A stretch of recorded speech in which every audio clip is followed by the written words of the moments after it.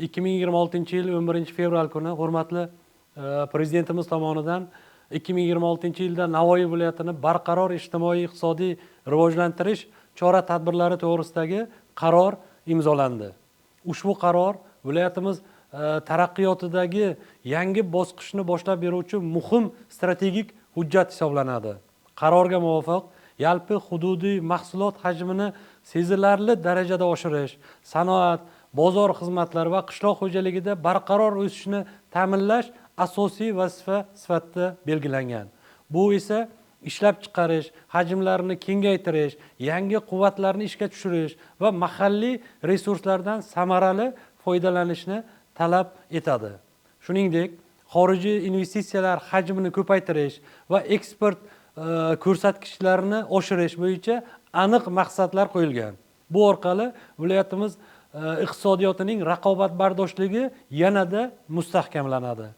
Eng muhim yo'nalishlardan biri kambag'allik va ishsizlikni qisqartirish, yangi ish o'rinlari yaratish, 4,5 ming nafar aholini mehnat bozoriga talab yuqori bo'lgan kasblarga o'qitish orqali aholi daromadlarini barqaror o'sishi ta'minlanadi. Turizm sohasida ham juda katta rejalar belgilangan. Xorijiy turistlar sonini 600 ming nafarga, mahalliy sayyohlar sonini 3 million nafarga yetkazish ko'zda tutilgan. Bu maqsadda Karmana ko'chasini renovatsiya qilish asosida milliy uslubdagi madaniy, turizm va xizmat ko'rsatish markaziga aylantirish rejalashtirilgan. Xususan, Qosim Shayx va Mirsaid Bahrom tarixiy ziyoratgohlarini restavratsiya qilish va ularni yangi avlod istirohat bog'i hamda Karmana dehqon bozori bilan uyg'unlashtirgan holda qadimiy Karmana turistik markazini tashkil etish viloyatimiz salohiyatini yangi darajaga olib chiqadi.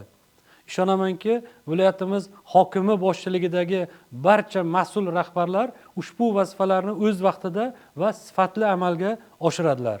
Biz tadbirkorlar ham yurtimizda olib borilayotgan izchil islohotlarda faol ishtirok etamiz. Yangi investitsion loyihalarni amalga oshirish, ish o'rinlarini yaratish va aholimiz turmush darajasini yuksaltirish orqali bunyodkorlik ishlariga munosib hissamizni qo'shamiz.